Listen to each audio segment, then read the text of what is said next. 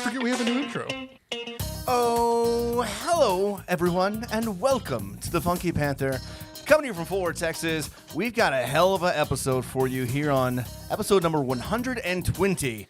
This is going to be False Prophets, ? The Ballad of Kanye West. This is going to be either our best episode where it's going to launch us into the stratosphere, or we're going to be crashing really, really hard. I think we're going to get a lot of. Hits on this one. And honestly, that's going to be a great thing, because whether people respond to us on Twitter with how bad it was, what we should have added, this is not going to be a one-time deal. I mean, this is going to... Yeah, we might have to come back for a part 2, because as we were kind of doing our research, there is so much to talk about.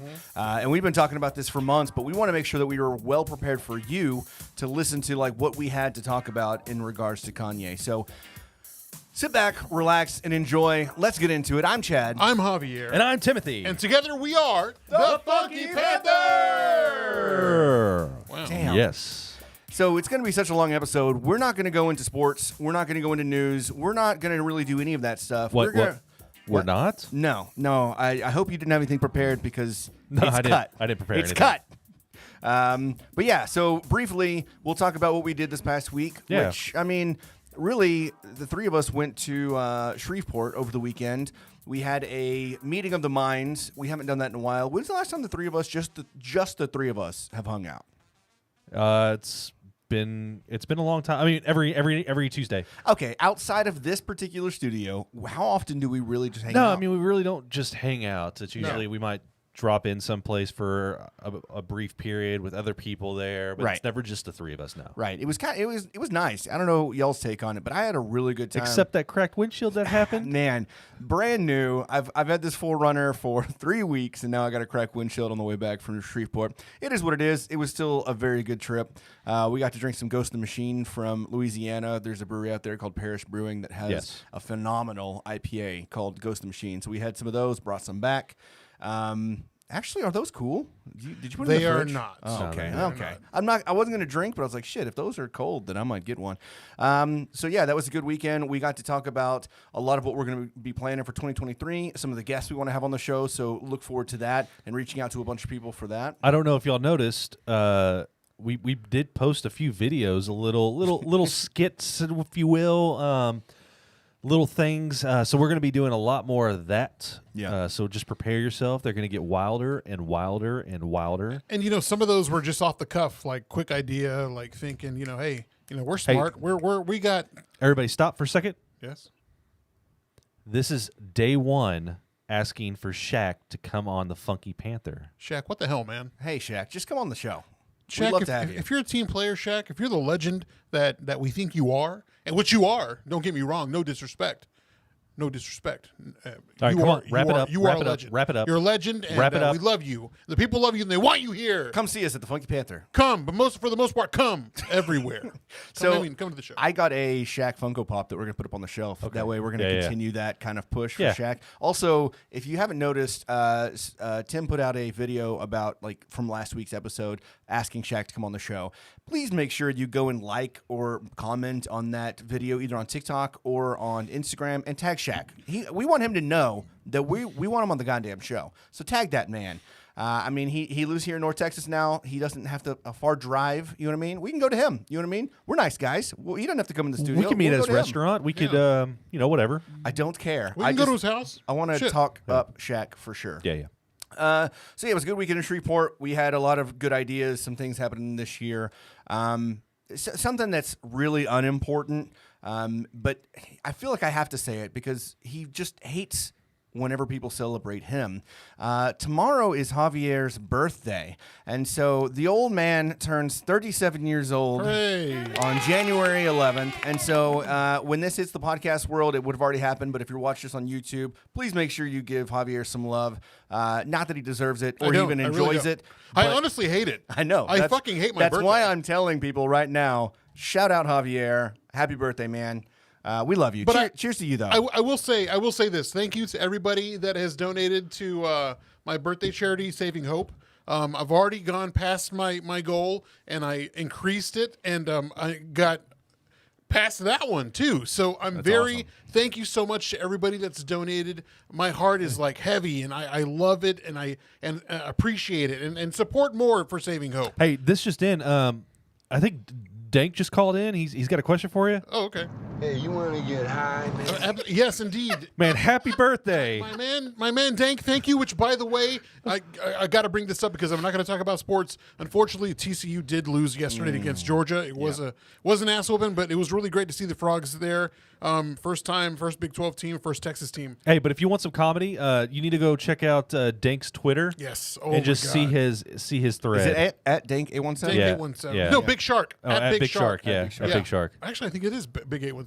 I don't know. At Dank 817, but it's Big Shark. His His name's Big on Shark. Twitter. It's at Dank 817. But go ahead. Sorry. I was going to say something that was a win for our city, though, is Visit Fort Worth showed so much love for our city on, there was cars that had banners around them, wrapped with TCU and purple and Visit Fort Worth, and a lot of obviously the game was in California, right? And so making sure that people out there know that our city is worth a shit, not just because the team, which was not a worth a shit last night. Yeah. But then there was a commercial. Did y'all see the commercial? Yeah, the Visit Fort Worth. There was a Visit Fort Worth commercial where they had a lot of, they showed some of the city, they showed the stockyards, they showed downtown, they showed a lot of stuff, and then the music playing was GS and the Work. Grady Spencer, Grady baby. Spencer, Yeah. awesome. It Absolutely. was really cool to see that. That was one thing when we were watching the game. I was at over my brother's house where the commercial came on. I'm like, hey, I know those people. So shout out to everybody over there, Mitch, Tom, Sid. I mean, props to you guys. Y'all are fantastic. And again, it was a great show for the city. Visit Fort Worth did a lot over there. Buffalo Bros is over there. So shout out to John Bonnell, also a famed chef of Fort Worth. And man, what more can be said? Yeah. Other than the loss, it was still a good win for our city. You know what I mean? Yeah. Yeah, and when I die, drag my dirty ass back to Fort Worth. Hell yeah. All right. So Maybe I should get that added to my little tattoo here instead of Texas to Fort. Yeah, drag my ass to Fort Worth. that'd be pretty good. I wouldn't mind getting that one too. Yeah. So, any other updates before we get into Kanye? Because there's a shit ton of stuff to Let's talk get about. to it. That's No, like yeah, 7 minutes in. I feel like that gives us a lot of time to Yeah, talk I got today. nothing. Watch this be the shortest episode. We get through. We get through I don't everything. think so, man. You know what, boys? Let's talk about sports. All right, so just a quick overview of kind of how we're going to play this episode out is we're going to take a dive down Kanye's life, talking about, in chronological order from when he was born all the way through his life until now. And then we're going to try to decide, after we learn more about the dude, what happened? You know what I mean? What is the Kanye that we've got now versus what we had the Kanye back in 2004? You know what I mean? Or back in 2015? I mean, it's constantly changing. It's very fluid with that man. And so we're going to try to understand what is going on in his head, what happened in his life to maybe push him to be where he's at now. So we'll go through a timeline in order. We'll throw some clips and videos and talk about some stuff in the middle of it. And then we'll go through his music. He's got quite the library of a catalog of music. Absolutely. Albums, and then, just being on his own albums and then other albums and then collabs and whatnot. And so we'll get into music. We'll get into some fashion. Javier will talk a little bit about some of his fashion. Yep. I've got a little snip, a little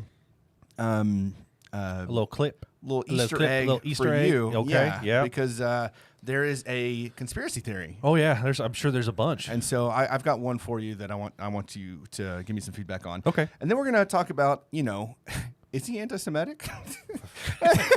And then ultimately, once we kind of wrap all that up, we're going to say, in our own opinions, what happened? You know what I mean? Do we think he's crazy? Do we not think he's crazy? Do you think he's a genius? We'll also kind of break it down after we finish that up. And then we've got a game that Tim's going to play with us at the very, very end, and then we'll end this out. Yeah, I'm gonna play Sound with good? y'all. Ooh. All right. So, So- should we get into this timeline? I mean, well, let's start how it all began. Of course, Kanye West is from the south side of Chicago. Well, we're going to start at birth, dude. We are. yeah, we're yeah. starting. We're The starting timeline starts at the all the beginning, way. sir. Let's You're do jumping. it. Sorry. I've got this timeline here, and you're trying to just fuck me just trying over. to hijack I've got that a shit. fucking How timeline, about this? Javier. How about- Tim's the leader. Yeah, he's he's going going to to run go it. through the timeline. Y'all are and going to interrupt, interject. As we get through those Good particular years, Lord. It's like- Javier, make sure you jump Did in we there. talk about this in the Like- pre-show? It's like playing cards We with my sister's did. kids. You weren't I wasn't listening. listening. All right. All right, so I want you to think about the 8th of June, 1977. Where were y'all? I was not alive. You were dead. I was going to say I was dead. dead. I was dead. I was not, Dead. I mean, technically. Yeah. So the birth of Kanye West. Kanye Omari West was born on June 8th, 1977. He's the son of the late Donda Williams and Ray West. He was born in Douglasville, Georgia. So did you know that? Did y'all know that he was born in Georgia? No. I didn't know that. I knew he was a Chicago dude, but I don't know Yeah, same here. when he moved there. But yeah. All right. So we fast forward to the 1st of January, 1980. Kanye's parents get divorced. Kanye West's mother, Donda, and his father, Roy, get divorced. So he's 3. In 1980, West and his mother moved to Chicago when he was only 3 years old. Got it. Okay. 1990, January 1st, 1990, Donda West funds Kanye's dream. When the rapper was 13 years old, his mother paid for the recording of his first song in a basement studio. Donda West shared that the basement studio was far from ideal. Nonetheless, Kanye West was extremely happy to record. So that's his first known actual professional recording. Right. When he was 13 years old. When he's 13 years old. Some shitty little studio. Yeah. Right. But let's talk about his parents too, because his mother was an English professor.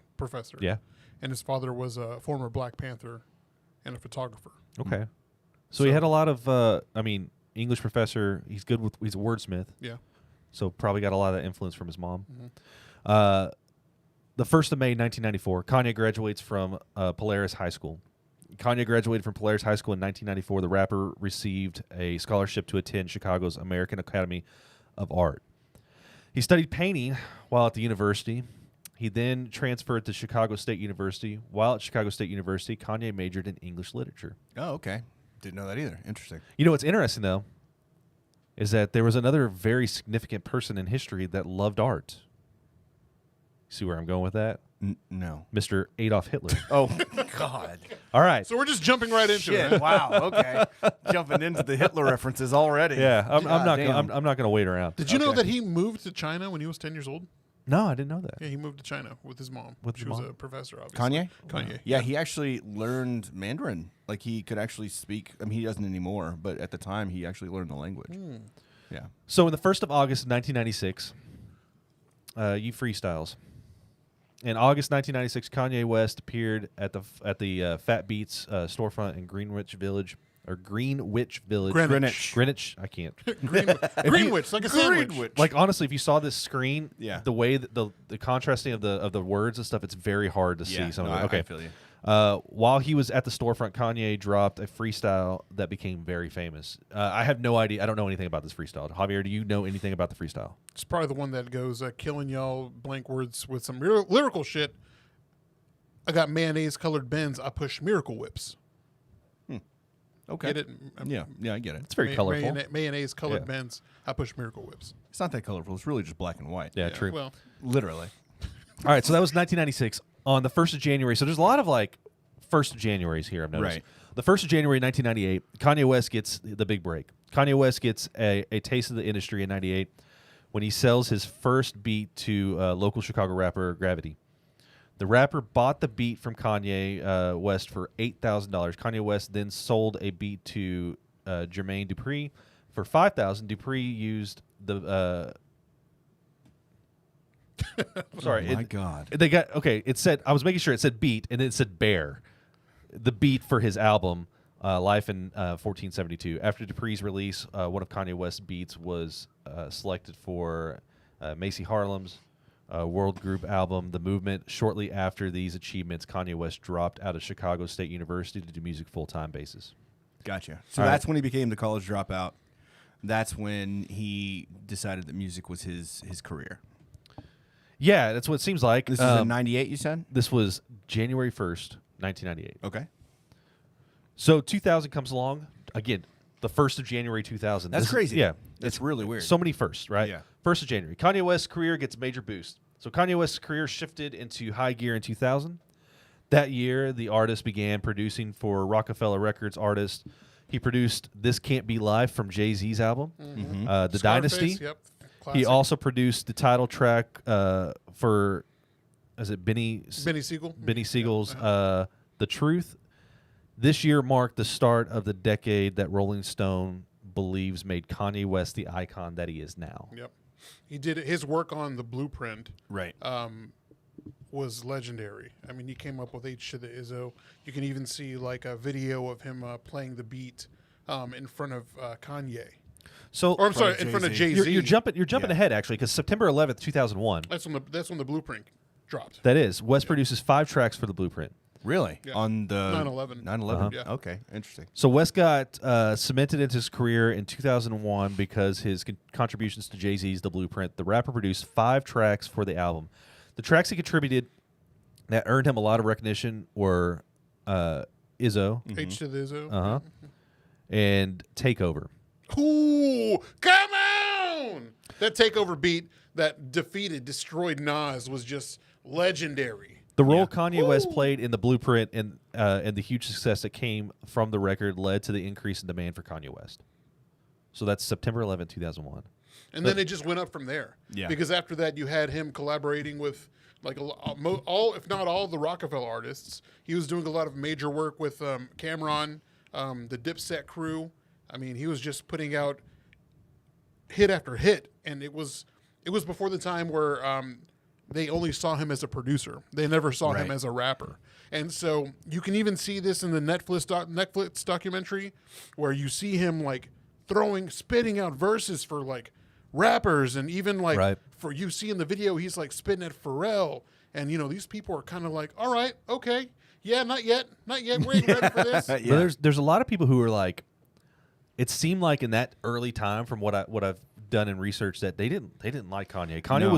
They thought Kanye was a different. fucking weirdo. He was different because he didn't dress the way they did. The norms of hip hop during that time. Again, I'll go back to Cameron wearing that pink like boa, like that damn pink coat. Yeah. And he was just like not dressing the way that they were. You know, he would wear like just fucking like regular like old Nikes, polo shirts. Like, Not he looking wasn't- like he gangster wasn't- or he kind of anything had like that homeless look.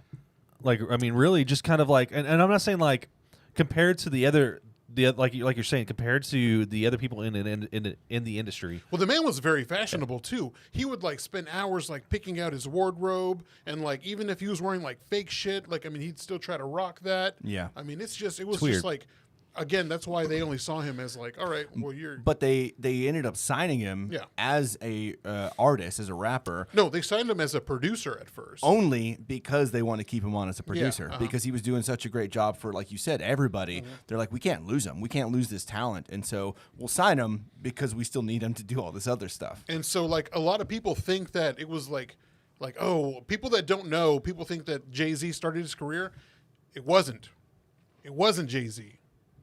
Was Dame Dash. Dame Dash is the one that was like, Kanye's got talent. He's got this and that. We got to sign him. Sign him up. And so he's the partner in Rockefeller Records, right? Jay-Z, Dame Dash, and Kareem Biggs Burke are the founders of Rockefeller. All right, so here's where things get a little bit dicey for Kanye. So we're going. So we just talked about September 11th, 2001. Now we're jumping into the 1st of October, 2002. So Kanye West gets in a car accident. Legendary car In accident. 2002, Kanye West gets in a car accident that almost resulted in his death. The accident occurred because the rapper fell asleep while driving from a recording studio in California.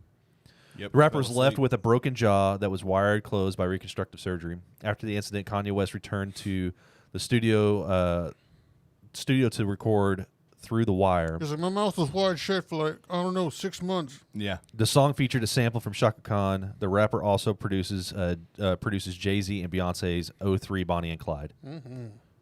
All right. So let's just stop there for a second. Yeah. It seems pretty normal, right? Up until 2000, 2001. Now he's got a car accident. Right. All right. So medical stuff. I don't know how bad. I know he suffered some facial trauma. It almost killed him. Yeah. Probably had a head injury. The celebrity that comes to the mind that was somewhat normal, that was kind of kooky though, was Gary Busey. Gary Busey was normal-ish, right? Until he has a motorcycle wreck that nearly killed him. Hit his head, had a traumatic brain injury, and altered his chemistry altogether. Ended up being the weird Gary Busey that we know today. Right. So I'm gonna put a theory right now that I think that this could be. So put a pin in that. This could be the start of like when his brain started to kind of like alter, and he's now like, he was already kind of weird, but like this kind of rewired some stuff. Okay. Okay. I think it's it's interesting though. Like, have you heard that song? Like the first version when he actually recorded with his mouth wired shut, and it's crazy that he actually like changed some of the lyrics too, because he said like what was it, where Big and Tupac died because he thought that he was in the same hospital whenever he was getting fixed up as, but Tupac didn't die there. So he changed the lyrics later on to where Biggie Small died. But like, you listen to that version and you're like, this guy's literally wired shut. Like, I just want to say also after that lyric, he's like, my doctor said I had blood clots, but I ain't Jamaican man. You know, it's because Jamaicans say blood clot. Yeah. You know, yeah. Blood clot.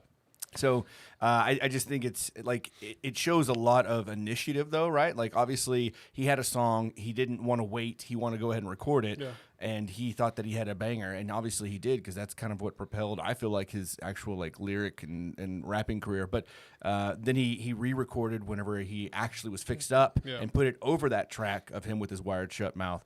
And it's just such a good song. Well, I mean, like, you know, he was playing that song, too, for like A&D dudes over there at Rockefeller, and you know, they didn't, like, they were just listening to it and they would be like, all right, man, all right, cool. I think he was actually playing Jesus Walks. He was playing Jesus Walks for him. Really? He was playing Jesus Walks, and they just, you know, they were just like, okay. Which is a powerful song now. Absolutely. You know what I mean? I can't imagine anyone listening to that unless it was just a super unfinished version for someone to go, nah, I'm good, you know, because it's so powerful. Originally, he was Common was supposed to use that instrumental. Okay. But I think Kanye was like, no, I'm going to keep this for myself. Right. You got to, right? All right. So let's now jump. So we went, that was October 1st, 2002. We're going to jump 2 years to the 10th of February, 2004. Okay. So Kanye West releases The College Dropout. Hey. His debut album, The College Dropout, was a massive success. The album sold 441,000 units in the first week. It also debuted at #1 on the Billboard 200 albums chart.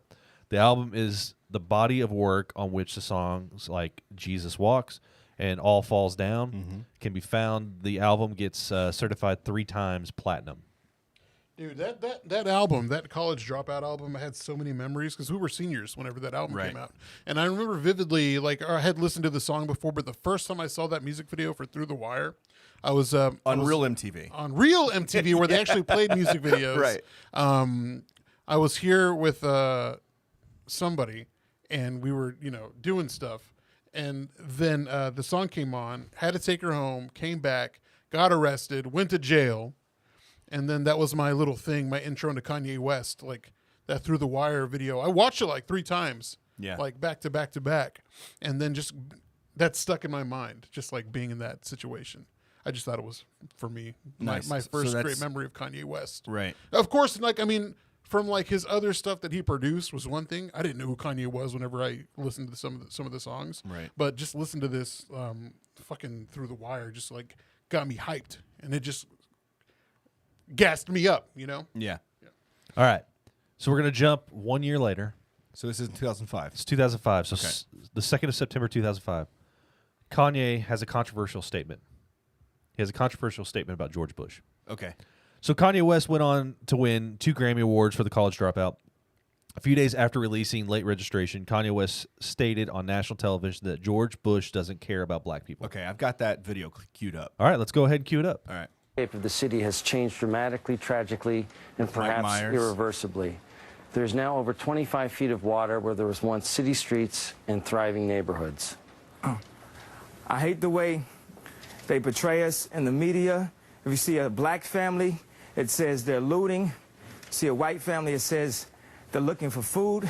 And you know it's been 5 days because most of the people are black. And even for me to complain about, I would be a hypocrite because I've tried to turn away from the TV because it's too hard to watch. I've even been shopping before even giving a donation. So now I'm calling my business manager right now to see what is the biggest amount I can give, and just to imagine if I was down there, and those are my people down there. So anybody out there that wants to do anything that we can help with the setup, the way America is set up to help the poor, the black people, the the less well-off as slow as possible. I mean, Red Cross is doing everything they can. We already realize a lot of the people that could help are at war right now, fighting another way, and they've given them permission to go down and shoot us. And subtle, but in even many ways more profoundly devastating is the lasting damage to the survivors' will to rebuild and remain in the area. The destruction of the spirit of the people of southern Louisiana and Mississippi may end up being the most tragic loss of all. George Bush doesn't care about black people. And then, Please call. You know, of course, what does Mike Myers do? You can't. You got to just kind of, roll with the punches, and then they go to Chris Tucker. Okay. They cut him off. They cut him off. They cut him off. Yeah. George Bush doesn't like black people. Doesn't care about black people. Which, at the time, people were so pissed at Kanye. But, the fact of the matter is that he was right. He was right, man. So he made this statement to criticize the way that the president responded to the effects of Hurricane Katrina. Regardless of his statement, Kanye West lands his first #1 with late registration. The album sold 860,000 copies in the first week of its release.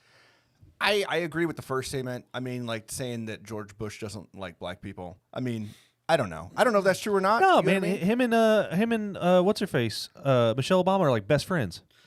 I mean, I don't know if that means that he likes black people or not. I think he does. You know what you sound like, Tim? Well, I got that. I have one black friend. What Jesus, Tim? No, what I'm saying. Canceled. What I'm saying is, if Michelle Obama likes the man, I think of all people, right? Of all people, because she would if he didn't like black people, I think she would not have anything to do with him. But they're actually really close friends. I think that it was a hard time. Like I did not like George Bush at the time. Well, what's going on? We're at war, right? 4 years after 9/11. Yeah, we're into a war. We're full-fledged in invasion of Iraq and Afghanistan. I mean, that's what's happening right then. And then Hurricane Katrina happens. It's a lot of shit going on. Yeah. It's crazy.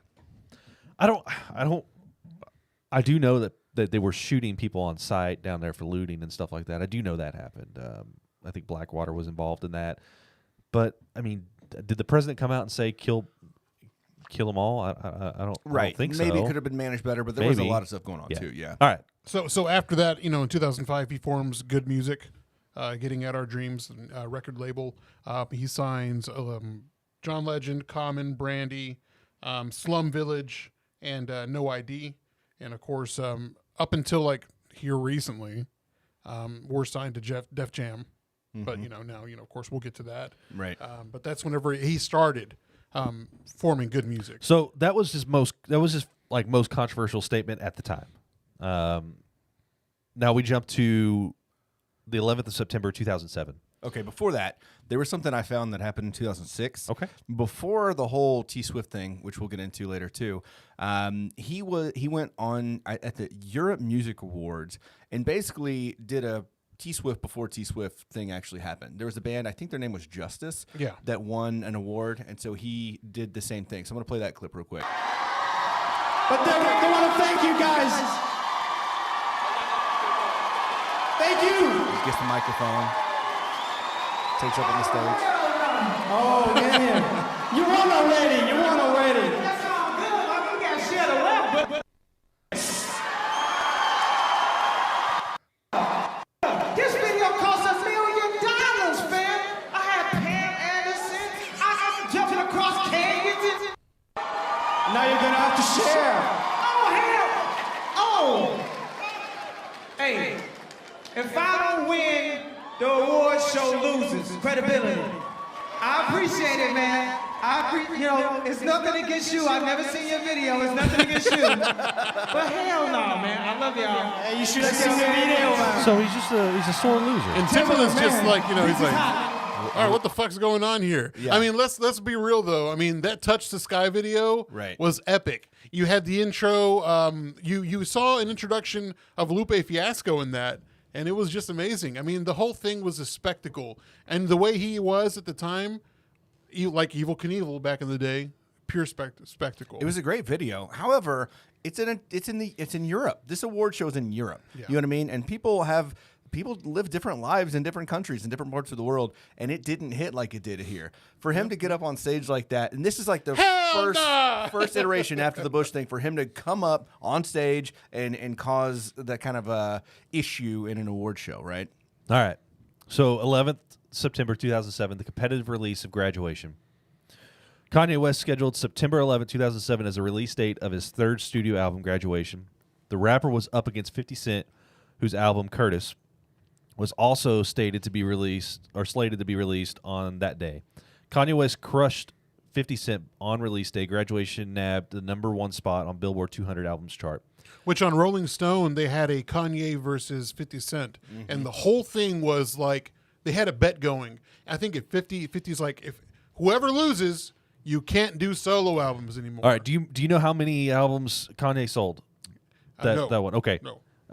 So what was it? I said the last one was 860,000. Yeah. So 860,000 albums. Take a wild guess. 2 million. 3.5. Both pretty off. 957,000 copies. Oh, okay. First week though. First week. Yeah, in the first week. So yeah, that's what was going. Like first week was 860,000. Got it. First week, and this one was 957,000. All right. So. Oops. Sorry. Yo, man! But late registration's a legendary album. Do not miss it. What are you thinking? All right. You're going crazy. 24th of November, 2008. Speaking my inner Kanye. Just don't though. 24th of November, 2008. You got anything that's happened? Okay, you got Yes. what is it? Yes. Yeah. So in 2007 is when his mother, Donda West, passes away. November 10th of 2007. Did you hit that? No, it's not on there. Yeah, it's on the notes. So It's not on my. Right. Oh. Yeah, So hold the on, day hold on. after her surgery, Donna reportedly experienced a sore throat, pain, and tightening in her chest before collapsing in her home. After being taken to the hospital, Donna was pronounced dead. She was just 58 years old. It was later discovered that a pre-existing heart condition likely led to her death. Don't get me wrong. Was it said that Michael Jackson's doctor, the one that killed him, was her doctor? Right. Was I the think same that's doctor? right. Yeah, I think that's right. Crazy. All right, so the 24th of November 2008, 808s and Heartbreak is released. The rapper performed Love Lockdown at the MTV Music Awards and sparked a lot of interest in his unique style of music. Not to mention the fashion. The rapper later released 808s and Heartbreak in November 2008. The dark sound of this album is due to the struggles the rapper was having with the death of his mother and the end of a relationship that West was grieving. Yeah, that was, I feel like, so Graduation was my favorite album for probably the same reason that College Dropout was yours, Yeah. right? Like, that's when I really started getting to Kanye. That's whenever I heard a lot of his music. I started getting into it. And some of my favorite, I mean, I can listen to the album over and over and over again, and it still doesn't get old all these years later. But after even saying that about Graduation, I think 808 and Heartbreaks is one of the best albums, period. Yeah, it was like a reintroduction. It was like an evolution of his sound. Yeah. And of course, with the name of the album, 808s and Heartbreak, you had Love Lockdown, you had Paranoid, you had Heartless. I mean, it was just like a completely different album. And a lot of people were like having issue with like, this isn't, what is isn't this? Kanye, yeah. No, because you had it was Stutter Shade Kanye. Right.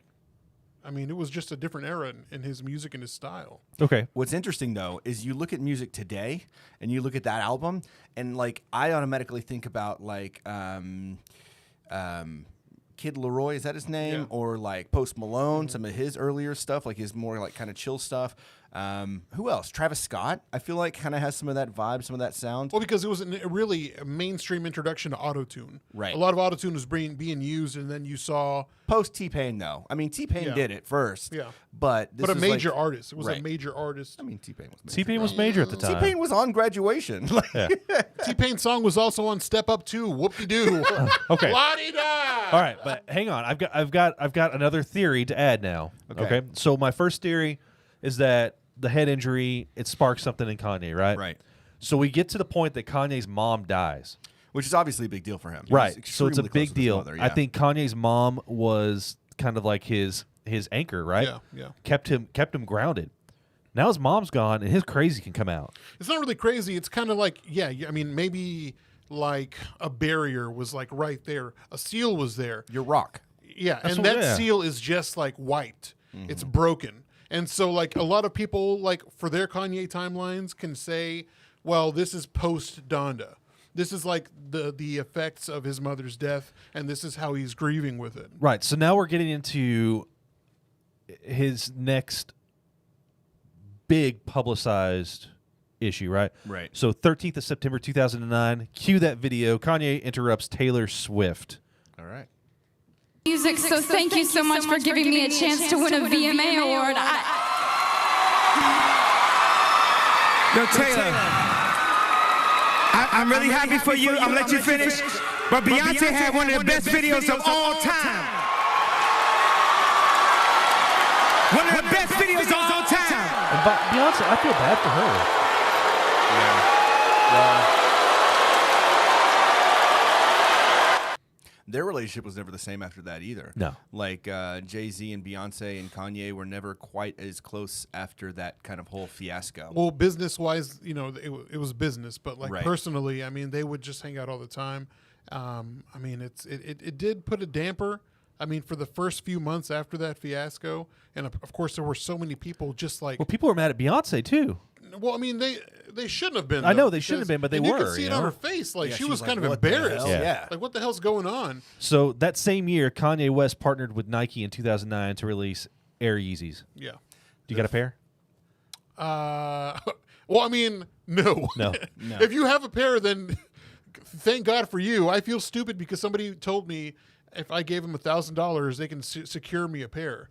And I feel fucking stupid not getting a pair. How much are those? Actually, going for there were the Yeezy 2s. The first pair I didn't want to really go for because, I mean, he had his Louis Vuitton Don sneaker come out with Louis Vuitton. And it was the first Yeezy was like a almost cloned model of that Louis Vuitton pair. So I really I did like it. Oh, by the way, the fashion he was presenting at that time was like different. I mean, he was still wearing those double polos. What was it? He was wearing just like chains now. Mm-hmm. He, again, with the stutter shades. But I mean, even Shutter now, shades. Shutter. I call them stunner shades. Shutter shades. Shutter shades. Okay. But man, that was just a wild time. Those things are fucking expensive now, though. Oh yeah. Yeah. I mean, it's ridiculous. You can't find a good pair for like under $3,000. If you get a Red October Air Yeezy 2, you're looking at over $5,000. That's crazy. So there's a lot more in 2009. So we saw the T Swift thing, but Javier reminded me that he also got I guess there was a interview with President Obama at the same time around in 2009 as the T Swift thing. I heard about this one too, but I've never seen it. So about the same time, there was this kind of behind the scenes conversation on the news, like they were getting ready for the shot, I guess, and there was a conversation with President Obama at the time. Here it is. The young lady seems like a perfectly nice person. She's getting her award. What's he doing? Why would he do that? He's a jackass. No, all this stuff. I'm assuming all this stuff. Where's the pool? Come on, guys. He's like, God damn it, he knew. He's like, fuck. I said this and I didn't realize they were recording. Yeah, so he got called out by Obama. So this was a big deal. The whole Taylor Swift thing, it was all over the news. It was all over, like that's all you could hear about for months, right? But also around that same time, actually right before the Taylor Swift thing, and I think it's worth noting because I think I'm a big fan of Kid Cudi, and I love the the relationship and how what Jay-Z was for Kanye was for Kid Cudi, and so like I don't know, I'm a bigger fan of Kanye, but I'm a huge fan of Kid Cudi, right? So back in 2009, Kid Cudi launches Man on the Moon, and Kanye helps him with that album. Quite a bit, right? And so there's kind of this relationship that built before that a few years. So Kanye and Cudi, I don't know if you know this story, or you probably do. You know everything, Javier. But Kid Cudi met Kanye for the very first time at a Virgin Mega store, in New York City. He was looking for CDs. He came across Kanye, and he's like, "Oh shit, that's Kanye West." And so he went up to Kanye, and he's like, "Hey, I want you to check out my music." And Kanye, in a nice way, basically said, "No, I'm good, but I appreciate it." Basically, you know what I mean? And then he told Kanye, he said, "We'll be working together very soon." Basically, you know what I mean? And so, just a couple of years later, he launches Day and Night, and which is his mixtape. Well, that was a song on his mixtape, right? Kid Named Cudi. And then it impressed Kanye, and he's been a part of so much of Kanye's music, almost every album. Well, this is a perfect segue. 808 and Heartbreak, he was a part of that. He was a part of My Dark Twisted Fantasy. So, well, hang on, you just ruined it. I didn't. The 22nd November 2010, the release of My Beautiful Dark Twisted Fantasy. Kanye West released it. The album featured the likes of Jay-Z, Kid Cudi, Rihanna, Nicki Minaj, RZA, Rick or Ross, RZA, and then Elton, RZA, whatever, and Elton John. Well, what year was this? This was November 22nd, 2010. Yeah, see, I'm not there yet.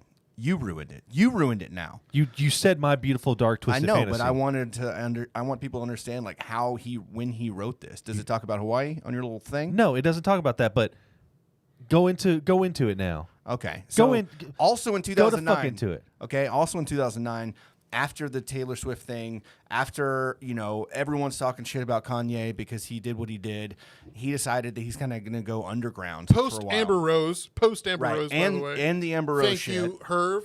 I had to bring up Amber Rose. Right, for sure. Oh, she's a bitch. Damn. No. I mean, okay. Well, a little bit. We'll talk about it later too. But when she called him out on Twitter. Okay.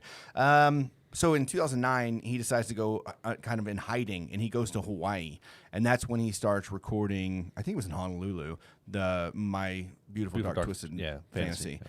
And so all of that album is done in Hawaii, and I feel like, kind of like looking at some videos and doing some research, I feel like this is kind of also where he kind of starts getting a little loopy, because from my understanding, he invited a lot of artists. Obviously, there's a ton of artists on that album. You know what I mean?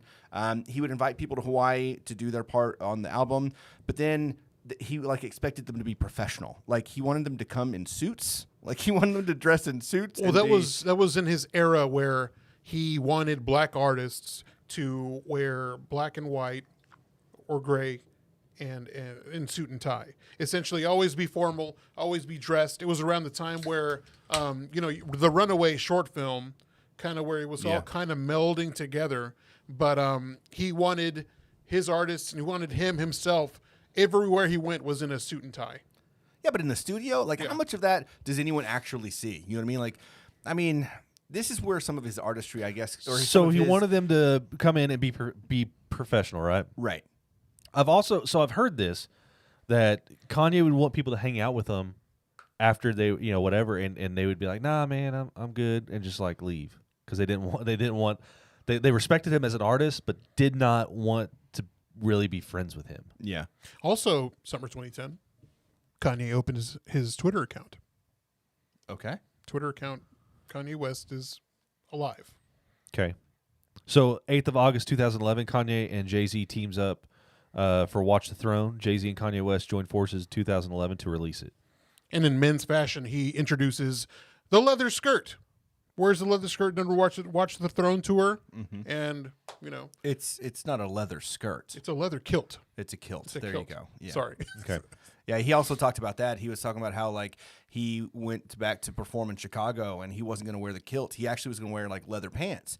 And so he takes a lot on I've realized he takes a lot on as of signs. You know what I mean? Signs from God, I guess. I don't know. He's a very religious man, so I would say probably signs from God.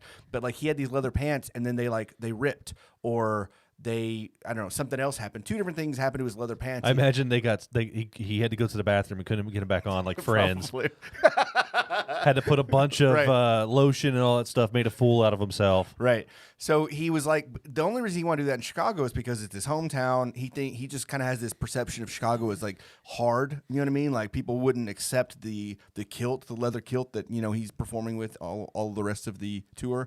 And so after shit happens to his pants twice, he's like, nah, fuck it then. I'm going to wear he saw it as a sign. He said, I'm going to wear my kilt and be me. And so it's interesting to kind of think of that mindset of how he thought of his hometown like that, and how he was going to be different just because he didn't know how he would be perceived at home. You know what I mean? But that really shows his entire character also. Right. From entrance to dressing like a preppy to now.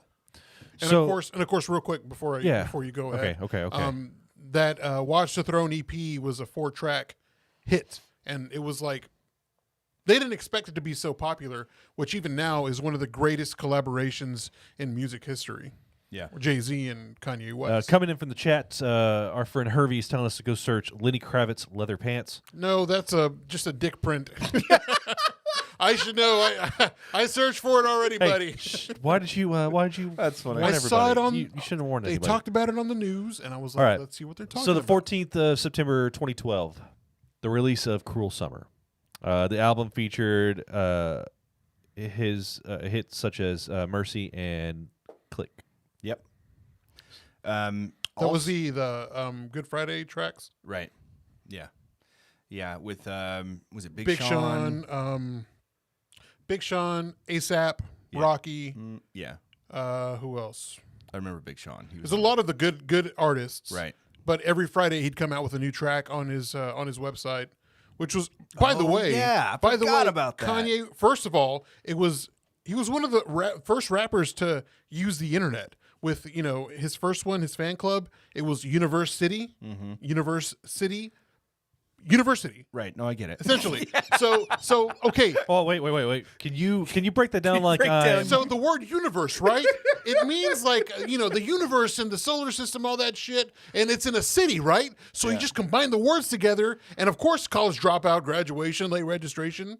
Okay. College-based, right? Wasn't that one you could play it, like you could stream it, but you couldn't download it. Like you couldn't find it anywhere, right? Yes. I want to say like it streamed and then it would like go off and then you would stream the following song the following week. And like you didn't get the full album until the album came out. Can you all right, I need a little more help. Yes. What is a universe? Okay, just shut your stupid mouth, Tim. But the University website, you signed up, you paid a fee, and of course you were in a fan club. You got news and you got like first dib tickets. They also gave you a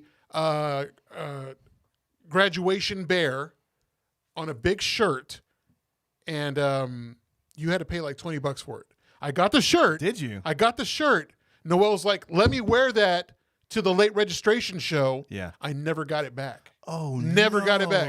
That shirt, I think right now is going for like over $1,000. I believe it. But it was the big Kanye bear.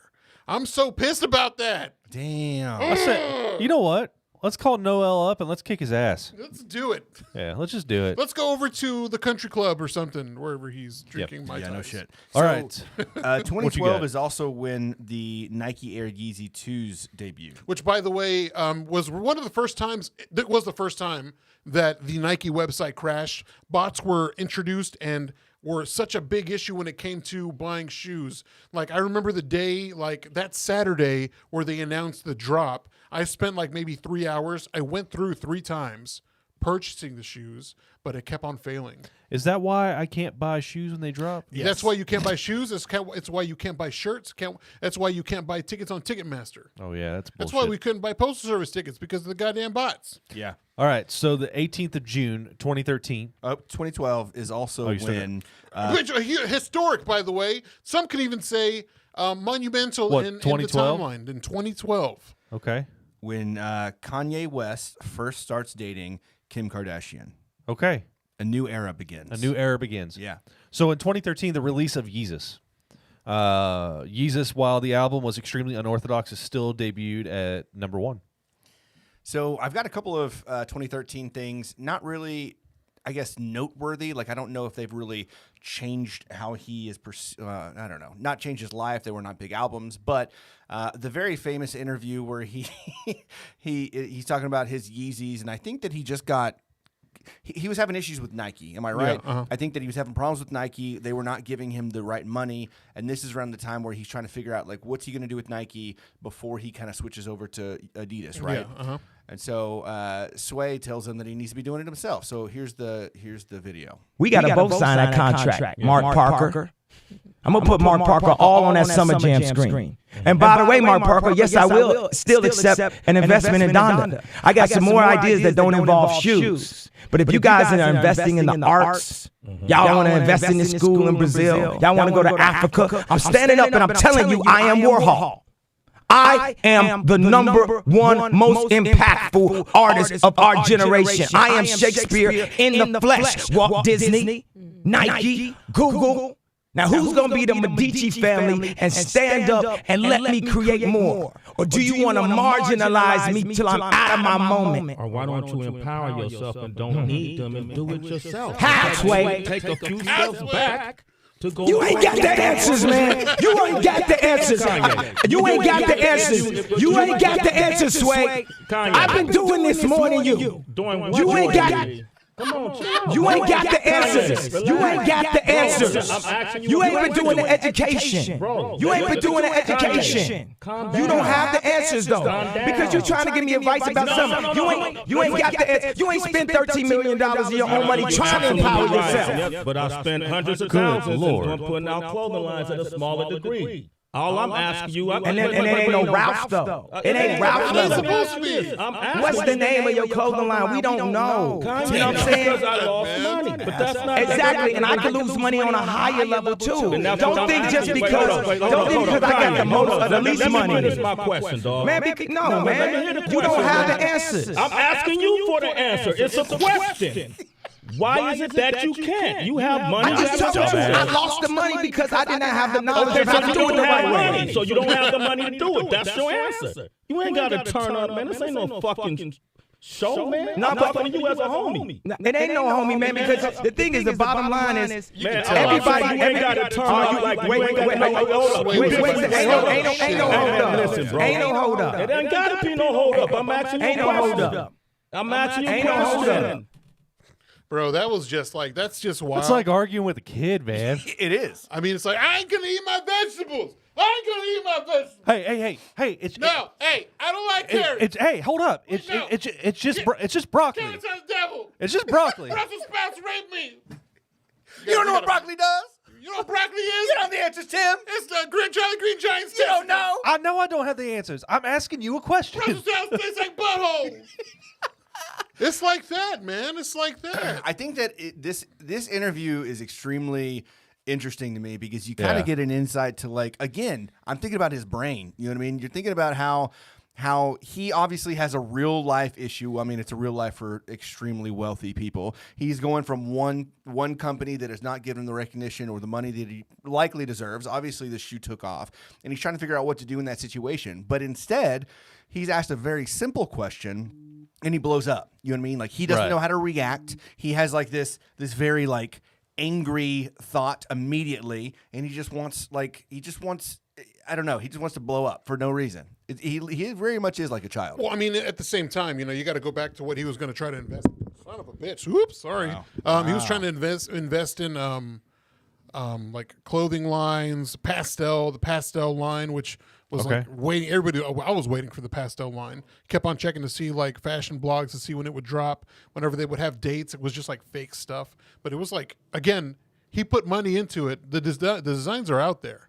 But I mean, it's believable. I mean, I'm sure he's very pissed that he wasn't able to get that off the ground. Okay, so we saw him go. We saw him stop Taylor Swift. Yeah, we've seen him now stop that band in Europe. Talk Shit about Bush. He's gone crazy on Sway in the morning. Yeah. Sway just want to have a conversation. He's going crazy. Okay, so now we got something that happened. Okay, what's the Breakfast Club? Well, yeah. Before that, I just want to go through a couple of his tweets back in May 2012 dissing men's fashion. Okay. So first thing he wrote, just driving through the city and I see a few things I hate. I hate button-up shirts with hoodies. Which button-up shirts with hoodies? I don't like button-up shirts. Oh, are you talking about wearing a hoodie and a button-up shirt underneath it? Or is a shirt a button-up hoodie? Shirts with button-up shirts with, like button-up shirts, like actual like long-sleeve button-up shirts. And then a hoodie? With the hoodies. So like a zipper hoodie? Yes. Okay. I hate hoodies with sports coats. Understandable. Kind of lazy. I hate sport coats with button-up shirts, jeans, and dress shoes. Which, okay, so, I mean, no, that's still kind of like casual, sport casual, you know? I hate khaki trench coats with jeans and off-brand workout sneakers. Don't know where you saw this, buddy. Okay, so you got to wear, according to him, in 2012, it's okay as long as you're wearing good designer sneakers. That's absolutely right. I hate khaki cargo shorts. No one likes those. Well, some back people in 2012, I think I wore them. I'm sure. No, you wore them all the time. You wore cargos all the time. I hate big-ass striped scarves. The emo phase. I hate big-ass striped scarves, too, unless they're the Panther City Lacrosse team striped scarf that I've got now. Or like soccer scarves. Those are pretty nice. badass, too. I hate long-ass sideburns with the lineup R&B beard. Well, I had the long-ass sideburns, but I didn't have the R&B beard. Yeah. All this in 5 blocks. I guess it was 5. Detest. I'm on my snob. So Very it's interesting that he is. So obviously he's very opinionated, but he doesn't something else I'm understanding is he doesn't get how other people feel different ways. Like he is very in tune to him. My way is the only way that works, right? I hate this, I hate this, I hate this. Not this would look better if, or I wish this would be that. It's like I hate it, I hate it, I hate it. Like his way or the highway. Yeah, it's not my idea, so it's not a good idea. Right. All right, so you've got Breakfast Club. Yeah, in 2013, Kanye goes on the Breakfast Club. It was like a whole hour, and it was right after which album or 2013 was Yeezus? Yeezus. Yeah. He had just come out with Yeezus, and Charlemagne the God tells him, like, I didn't really fuck with that album. Like, I was not a fan. And it just kind of started off with tension. But that's the way he does it. You know what I mean? Charlemagne the God is... Charlemagne the God. It's controversial. But you can't say that to Kanye because... Well, you're talking about Kanye, two people that are right? very similar. They're controversial. They're very opinionated. They say what's on their mind. They don't give a shit what anyone else thinks. He should have called him by his government name, really, if you want to set him off. Leonard.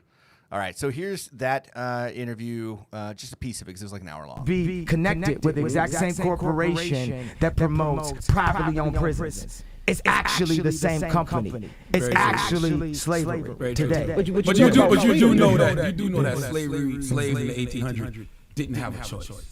You don't have to be in this industry.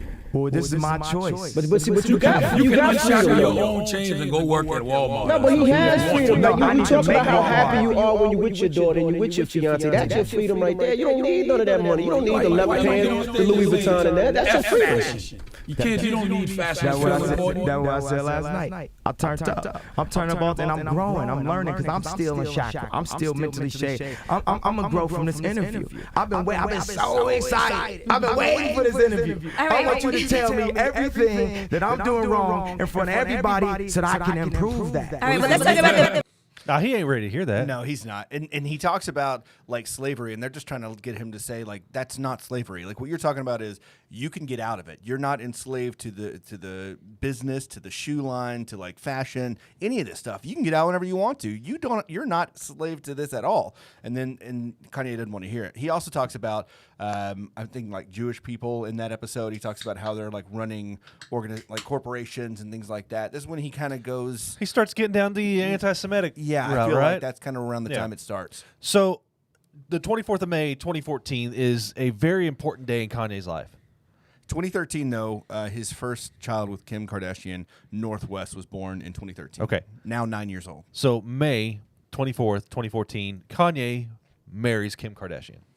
They had a private ceremony in Italy. What? Oh, I thought you had something. No. Okay, he pointed. Oh, no, I was just pointing at Hervey. Still a little who cares? Oh. It's echoey. How? I don't know. I didn't know it was echoey at all. Let me turn that down right there. Maybe that's probably what it is because it's probably coming back because I got it. Is it still echoey? Can you hear us? Man, I wish I didn't see that at all. It's fine. It's fine. I think I know what the problem was. Still echoey? Can you hear us? Okay, it's not. Man, I wish okay. Anyways, 31st of January 2015, the evolution of Yeezys. So in February 2015, Kanye West debuted his Adidas line, Yeezys Season 1. The shoe line would go on to become extremely popular throughout the world. Still is. Turtle doves are very hard to find, especially the ones, the original OGs. Look, I'm gonna give a controversial opinion here, and I don't know if y'all are ready to hear this. I think Yeezys are fucking ugly. Well, you ain't got no style, motherfucker. I don't know what the hell you're talking about. I'm not wearing my Yeezys right now. I'm wearing mine. I never liked them. I don't like how the soles look. Bro, they're like some of the most comfy shoes. They might be ever. Sure. Oh, shit, I ripped mine. God damn. Really? Yeah. They might. I've been wearing them a lot. They might be comfortable and everything, but I just don't like how the soles look. They're insanely comfortable. Okay. And they were the first shoes that I had that kind of fit like a sock. You don't have to tie them or anything. They just like snug on your foot. Yeah. Super comfortable. Yeah. I mean, cool, but it's just not my fashion. I don't like it. Yeah, that's like your opinion, bro. Yeah, man. All right, so I gave my controversial opinion. So that's 2015, right? 2015 is also when Kanye decides that he wants to run for president. As you probably could have guessed by this moment, I have decided in 2020 to run for president. I remember seeing that. That was the MTV Vanguard, Award. Yeah. That he received. And I remember watching that live, and I'm like, this motherfucker. From Taylor Swift, right? Yeah. Yeah, Taylor Swift. At this point, they've kind of like squashed their beef, and she presented him with the award because they're friends now or whatever. Yeah. And then he decides he wants to go for president in 2020. All right. 13th of February 2016, the nope, release. Not there yet. Nope. So okay. Also have, we had a take from Obama on the whole T-Swift thing. We've got a take from Obama on Kanye decided he's going to be president as well. Uh-oh. All right, let me try this again. No? Gossip. Just stop it. Everybody know I'm right. a motherfucking. Well, I don't know what's going on with that. As you probably could. Yeah, that one's working. So, okay. Well, we'll just skip that one then. Okay. I'm sure Obama was like, you know what? Do it, motherfucker. Well, he said basically he was saying like living your life as a president is like living on reality TV. So I don't know if you've had any experience doing that, but you've got to be ready for that kind of exposure, essentially, making fun of not making fun, but talking about like the Kardashian show or whatever. Well, but he's not ready. I think it's also not just making fun of the Kardashian show, but also he knows Kanye's not really ready for that kind of exposure. Well, that's where he's not mentally there. Now, at this point, this is where you kind of start skewing to the borderline between genius and madness. You know, I mean, now you're starting to see kind of like he's kind of wilding out. I guess. And then also in 2015, Saint West was born, now 7 years old, the second child. All right, so 13th of February 2016, the release of The Life of Pablo. So Kanye West releases The Life of Pablo in 2016. The artist went on a huge tour called the St. Pablo Tour. The tour was canceled prematurely with the rapper being hospitalized for exhaustion.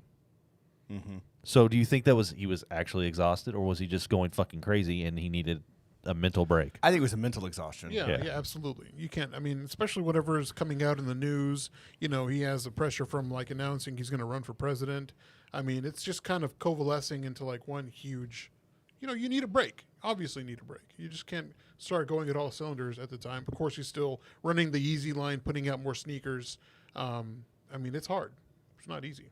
What do you think of Life of Pablo? That was probably the last Kanye album that I enjoyed. There was like maybe 4 tracks that I liked on that album. Of course, you had. I like the one Post Malone, but I don't think Post Malone was credited on it. I think it was Post Malone on one of the tracks. No, go ahead. No, but I mean,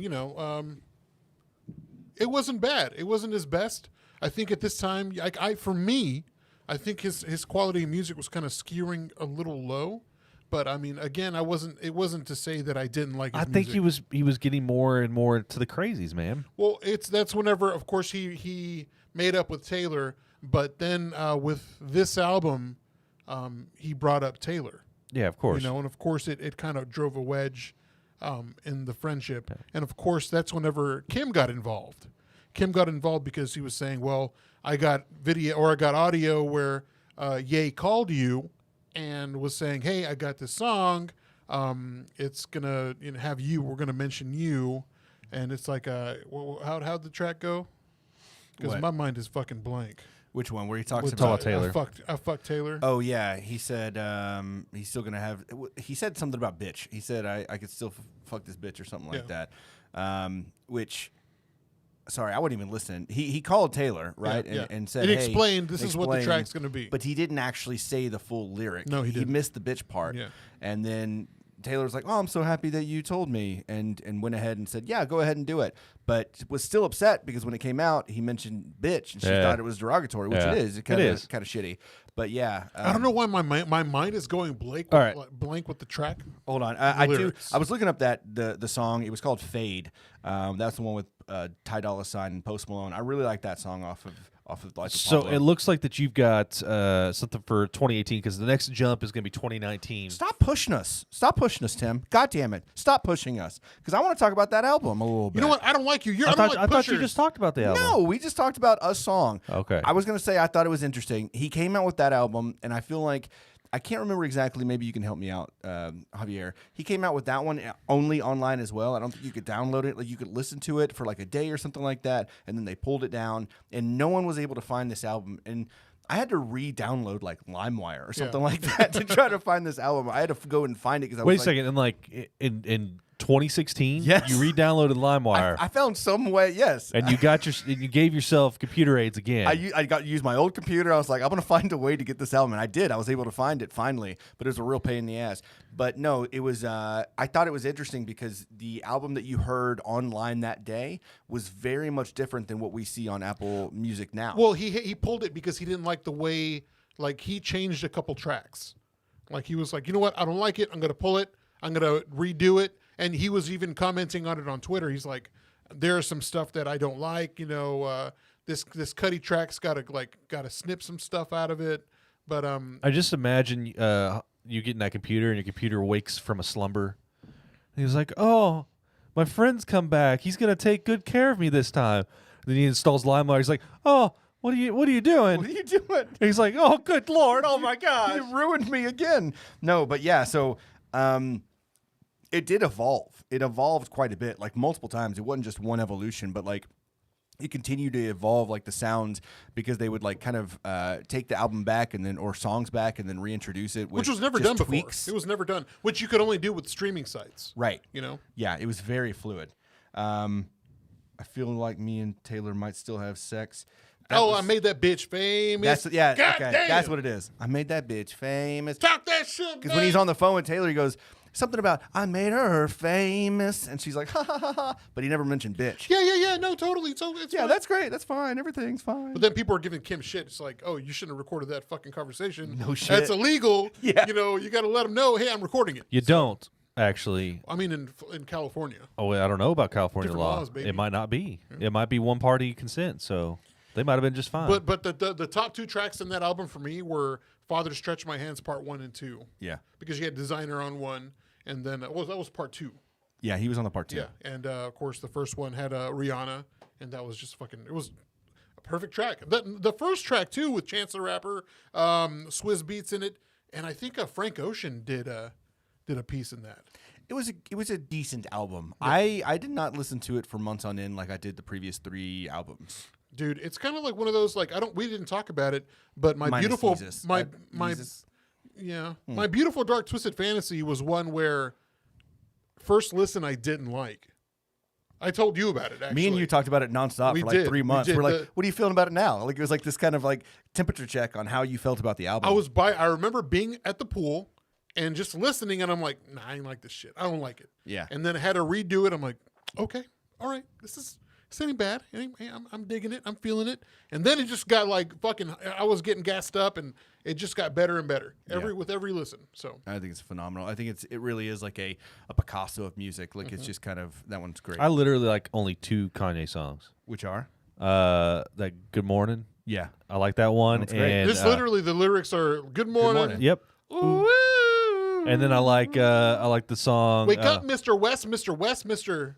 Fresh. What? What's that song? God gave me a gold necklace and a can't stop. Can't stop nothing. Yeah, right? I like that song. That's only 2. Can't tell me nothing. Can't tell me nothing. Yeah, that's only 2 songs. Yeah, those are literally like my 2 favorite songs. So get out of my fucking head, bro. Just those 2? Those are 2 of my favorites. He had a great tracks with Chris Martin. I didn't care for the rest of his music, bro. So it's just not my guy. So you said moving into 2018, right? Tim? Yeah. So I don't have So I don't have anything from 2016 to 2019. There's nothing in between that. So 2018, Chicago West was born, now 4 years old in 2018. Also 2018 is when, very controversially, Kanye goes on TMZ and says some crazy shit. And the thing that was kind of bonkers to me is Kanye is not someone you stand up to. You know what I mean? Yeah. Like, you probably should. Someone needs to put him in his place. But I found it very kind of amazing that one of the workers there who's on, worked for TMZ, he's on video a lot, stuff like that. He does work for TMZ, but he stood up and like said his piece with Kanye in this, like when this was going on. And I thought in it the was very studio, in the interesting. TMZ studio. Yeah, so here's that video. You hear about slavery for 400 years? For 400 years? That sounds like a choice. Like, you was there for 400 years and it's all of y'all? it's like we're mentally in prison. I like the word prison because slavery goes too direct to the idea of blacks. It's like slavery, Holocaust Jews, slavery is blacks.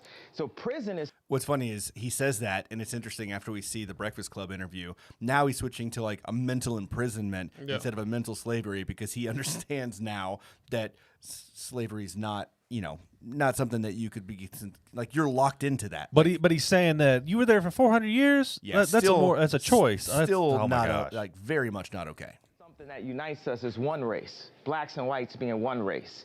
That we're the human race. Do you feel that I'm feeling? Do you feel that I'm being free and I'm thinking free? I actually don't think you're thinking anything. I think what you're doing right now is actually the absence of thought. And the reason why I feel like that is because Kanye, you're entitled to your opinion. You're entitled to believe whatever you want.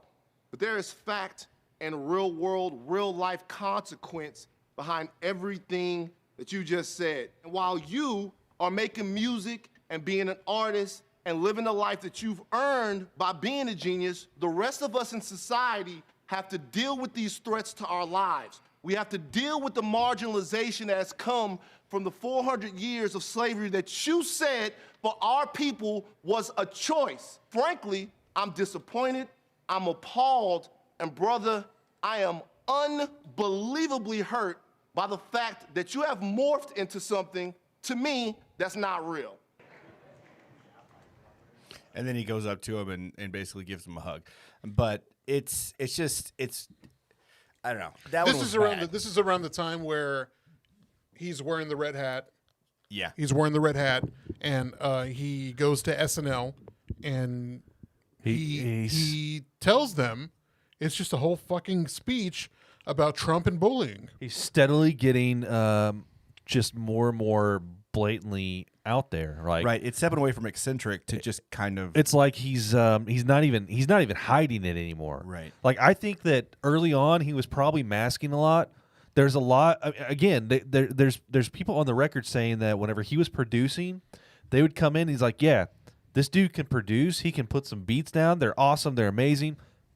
But all we want to do is come in, record our verse, and then get out. We don't want to. Yeah.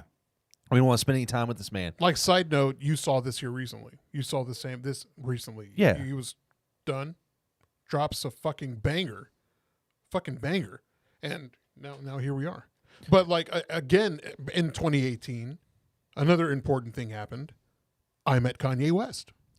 Was that 2018? I met Kanye West. It was in 2018. Okay. He was in Fort Worth. He was at the Modern. Well, we have to go through the whole He was story in. It was at the. Okay. But we've heard that story. Go back and listen to some of our previous on our catalog. I met Kanye West. Also, let's. I'm not gonna.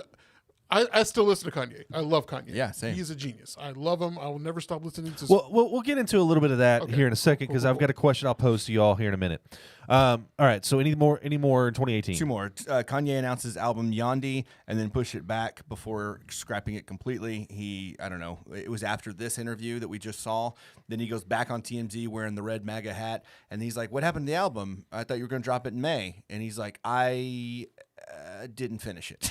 That's all. And then he pushed it back, and then he just scrapped it completely. And then also 2018, in June 8th, he releases an album collab with Kid Cudi, Kids See Ghosts, where they kind of have their own little group. Which is a great couple tracks, a good EP. I mean, it was great to listen to.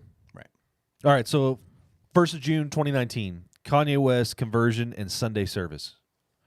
So in 2019, Kanye West revealed that he had met God. The rapper started to have his popular Sunday service privately and then started to have the event across the world. But, man, I'm not going to lie, man. That Sunday service stuff, listening to it whenever they'd broadcast it live or somebody would go on live, bangers, bro. Bangers. He would just put out, like, amazing gospels. It was just like, again, that's where you see that genius. You see that genius of what he's doing.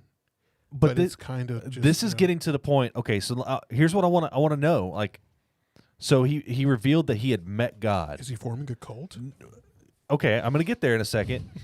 But like in the sense that he met God, you hear people say, I met God, they got a relationship with God. That means they opened the scriptures up, they started reading, and they have this connection now. They feel something between, them and the church, them and God, whatever.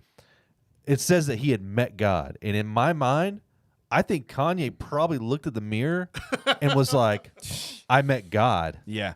If there was anything that would be Kanye-esque, especially for that man Kanye West, it would be that. Yeah, and so that's what I imagine. And so then I just imagine like, you know, I could see him starting one of those mega churches, or going on the pathway of like Jim Jones, with the Jonestown Massacre type situation, right?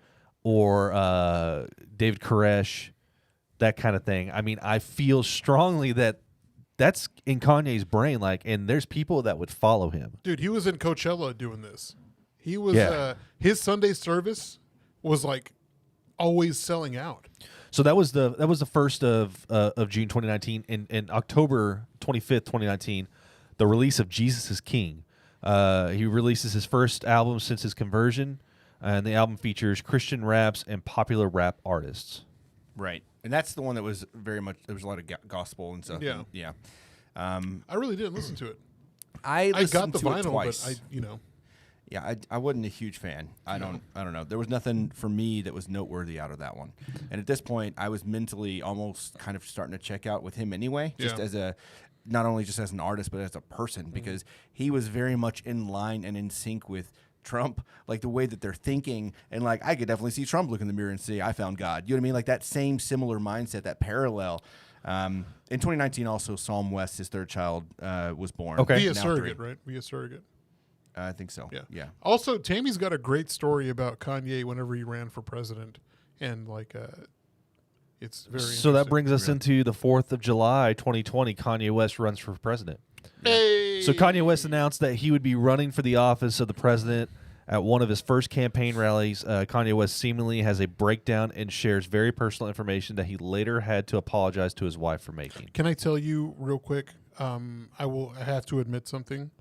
I did vote for Kanye West. Oh my God! I'm kidding. No, I'm kidding. That would not surprise me. I'm kidding. That would not surprise me. So at first it was a joke. I felt like the Kanye thing was a joke, and it's like, okay, yeah, everyone vote for Kanye. You thought it was a joke? Yeah, kind of. Like you really thought that was a joke? Yeah, and then when it was real, it was like, holy shit! Like this guy is actually running for president. And then you kind of look back at all this kind of stuff that we're looking at now, and you're like, holy shit! A lot of people obviously still think that because he was a big Trump supporter, that he was trying to get some of that Democratic vote off of, back onto the Republican side and away from the Democrats, so that Trump would have the win. You know what I mean? So you don't think if Donda was still alive and Kanye was like making a speech, she wouldn't be like, Kanye, Omari West, you get your ass slapping him up that podium. Well, that's what I'm saying. Yeah. So that's what I'm saying. Kanye was grounded to an extent by his mama, and then his mama dies, and now all of a sudden it's like that balloon, the kid's holding on to the balloon, and as long as that kid's got a hold of that balloon, it's staying right there, and then he lets it go, and it just goes wherever, right?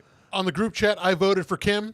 Props to you, baby. That butt can't be stopped. I voted for Pedro. And Vanya, I voted for Pedro. Nice. So the 22nd of February, 2022. Before that, in 2021, the Stem Player, an audio remix device and music streaming platform developed by British technology company Cano Computing in collaboration with American artist Kanye.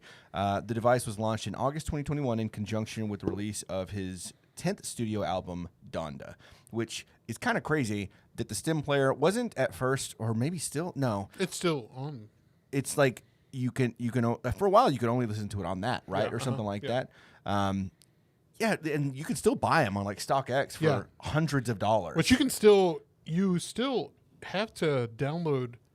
You have to download it to the Stem Player to play it. It's crazy. But it's genius, though. How? I'll tell you. Have you messed with the Stem Player? Hell no. When did you mess with it? I got one right here. Do you really? Hell no. I was like, goddamn, bro. But they're kind of cool.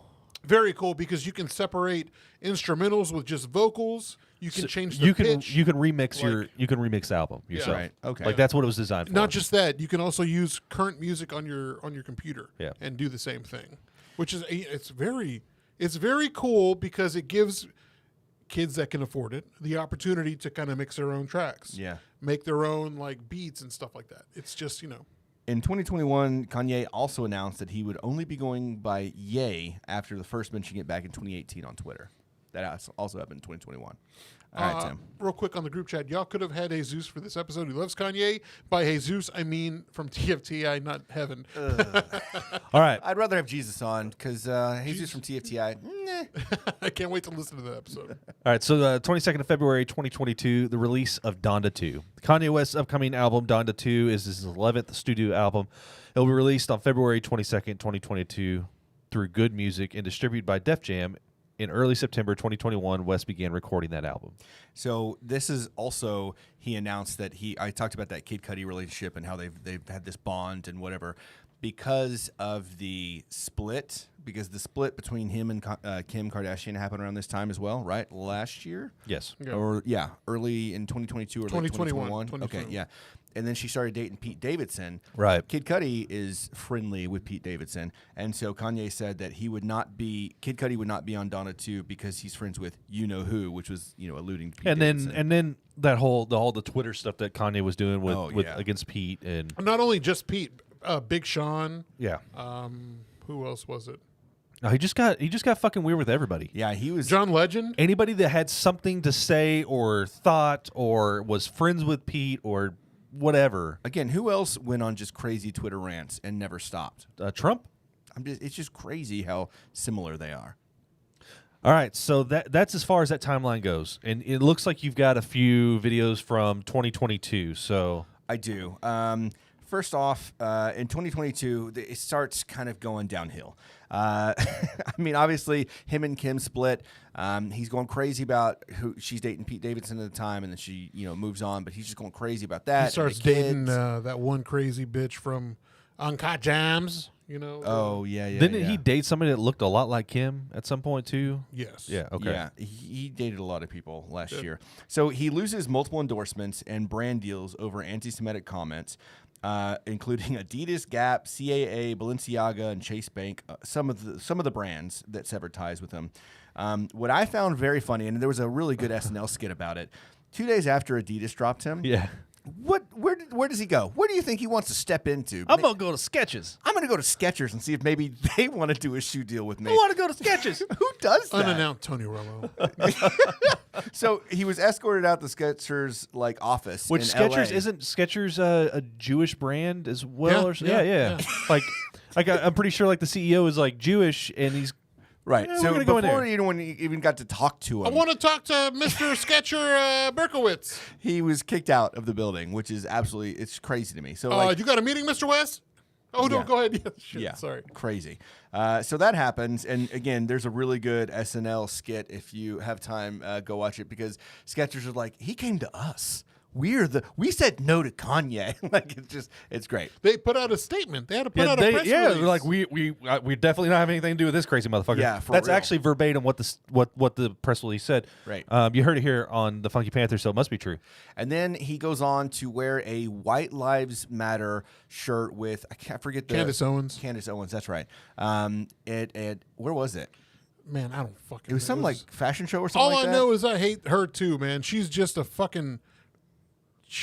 All right. So here's that video. It's actually, I think it's cut from, I want to say. Another day, another Kanye West controversy. That's right. The rapper continues to throw shade at just about any and every celebrity who publicly calls him out. Latest being Hailey Bieber. Yeah, Kanye is on his latest social media tirade mocking those who voiced their decision to stand with Vogue editor Gabrielle Carifa Johnson, who criticized Kanye's controversial White Lives Matter t-shirt worn alongside conservative commentator Candace Owens during his Yeezy Season 9 show at Paris Fashion Week. Yeah, after attending the show, Gabriella took to Instagram to share her concern with the rapper's apparel, writing this: "The t-shirts this man conceived, produced, and shared with the world are pure violence. There is no excuse, there is no art here." Yeah, so he does that, which is pretty controversial, which is crazy. It seems like he's just doing things to get attention. Get attention at that point. I don't think so. I don't think he's doing anything to get attention. I think that this is what he truly believes in. You know what he's acting like? He's acting like a child whose parents just got a divorce. He's just acting out. This is a dude going for attention. Believe me. You think so? Yeah, this guy just wants attention. And then he goes on Alex Jones. That's right. You're not Hitler. You're not a Nazi. You don't deserve to be called that and demonized. I see good things about Hitler also. the Jew, I love everyone. And Jewish people are not going to tell me, you can love, us. And you can love what we're doing to you with the contracts. And you can love what we're, what we're pushing with the pornography. But this guy that invented highways, invented the very microphone that I use as a musician. You can't say out loud that this person ever did anything good, and I'm done with that. Every human being has something of value that they brought to the table, especially Hitler. How about that one? Ari Emanuel, how you like that one? Hey, Ron, you going to do anything to fix Chicago? They want to separate and confuse the Christians and make us afraid to stand next to each other. What the fuck?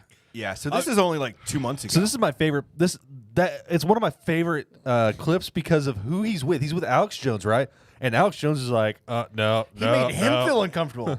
Actually, when have you seen Alex Jones feel now, uncomfortable? we got on the line the Alex Jones. Hey, it's me, Alex Jones. I just want to say that, man, that Kanye's off the rails. I don't know what's going on with him. I feel like I'm the sane one here in this here relationship. I mean, I'm a dumb piece of shit, and I smell like ass, and I don't take showers. But goddamn, that Kanye, he's a crazy son of a bitch. Hey, Alex, what did you feel like in the moment when you were interviewing Kanye? I felt my butthole puckering up, and I said, Daddy, please let Trump come by and slap the shit out of him. And I tell you what, man, that man is not smart at all, and I'm a big old piece of shit again. And, man, please buy my supplements. I'm going broke. I'm a big lying piece of shit, and God help me. All right, I'm gonna go ahead and hang up on Alex Jones. Buy my supplement. Cut right out of there. Okay. Man, it's wild who we get to call in on these shows. Alex Jones, everybody. He's a big old piece of shit. But that was wild, though. I mean, again, like looking at the video, if you go back and watch. Not that you should. Do not go back and watch that fucking video. No, it doesn't need more views. But Alex Jones, like, he was just like, yeah, the Nazis were terrible people, though, and it was just, ridiculous. When he's the voice of reason, you know you're doing something wrong. Let's be real. Okay, so what else you got for us in 2022? So I want to talk about like his music just briefly. So what is your favorite album from Kanye, Javier? The College Dropout, obviously classic. You cannot deny the genius of his producing. His lyrics, it's just wild. I mean, it took him a long time to get to this point in his career when he was starting out, and it was just a masterpiece. And, so do you think because he is a college dropout out of the art school, that's why he went the way he did? Because, one other infamous person in history loved art as well, and I said it at the beginning, Hitler, and he's now said, we just heard him say that Hitler did something good as well. So that makes me think that maybe he feels like he is the dictator. Well, I mean, I don't think anything like that. I think that again, we're talking about this was the start of Kanye. Is Kanye a fascist? Is Kanye a fascist? I kind of think he is, dude. I mean. Again, I'm going to go back to he just wants attention, man. And both of y'all said y'all like a lot of his music. Yeah. So do you separate the artist from the music? I mean, do you listen to Beat It? Do you listen to Billie Jean? Do you listen to what is it? The remix to Ignition? I'm not saying it's wrong because I do that too. Whenever Manson had his whole controversy that's happened, I still listen to Marilyn Manson. Because do not get it twisted. If you're going to listen to that music too, then you got to call out the allegations. R. Kelly is obviously like a fucking pedophile predator. So just answer his question. Do you separate the music and the artist or the guy? Fuck. Obviously, yes. Your answer is yes because of what you're trying to argue right now, right? You still like the music. I still like the music. And you still like the guy? I don't know. The guy has just gone off the rails. Yeah. He needs help. Honestly, he needs help. Yeah. And it sucks. It really does. So I like the musician, the artist. Yeah. I think that he really is not just a rapper. He is an artist. The way that you see his albums progress and like going like his entire his portfolio or whatever of music, it's phenomenal. Like it's hard to not say that he is fantastic. I still listen to his music all the goddamn time. So would you consider him like Van Gogh of his genre of art? I mean, Van Gogh went crazy and cut his ear off, you know? I think he's crazier than Van Gogh, though. Like, I'm I think sure he's got more mental issues than Van Gogh did. But yeah, I think up until Life of Pablo minus Yeezus, like I still like all of that music up until that point. Afterward, not so much. But I don't know if it's because of like who he is as a person or it's just not my type of music. So you look at like music that was created pre-anti-Semitic rants and all that stuff versus post. Right. I know there's a lot of people who do that with different artists, right? They look at, I like the music during this period, but then all of a sudden they said some really shitty things and did some really shitty stuff, and like, not so much after that. Yeah. So I'm going to go through his library real quick. So College Dropout, again, back in 2004. Late Registration, 2005. Graduation, 2007. 808s and Heartbreaks, 2008. My Beautiful Dark Twisted Fantasy, 2010. And then after that, he's got Watch the Throne that he did with Jay-Z in 2011. He's got Cruel Summer as good music that was released in 2012. And then in 2013, he released Yeezus. 2016, The Life of Pablo. 2018, he releases Yay, which we didn't talk about, and I don't really remember that album much at all either. Do you? Fuck no. Yeah. And then Kids See Ghosts with Kid Cudi, which we talked about. And then he released Jesus is King in 2019, Donda in 2021, and then Donda 2 is supposed to come out literally next month in February of 2022. Yeah, Ye had I remember Ghost Town. Okay. I thought about killing you. I thought about killing myself. Premeditated murder. Which is the one that came out at the same time as Drake's? Was it Ye or Jesus is King? No, or was it Donda? It was Donda. It was 2021. Yeah, it's when we went to Bonnaroo. Remember, Drake came out with his album around. Well, actually, Kanye announced his album, I think, right after Drake because they were kind of going through some beef, and they came out with the album like literally right at the same time. And I wasn't a fan of either one of them, but yeah, it was Donda, I think, that was. So coming in from the chat room, you could still listen to him, bro. Just wear headphones.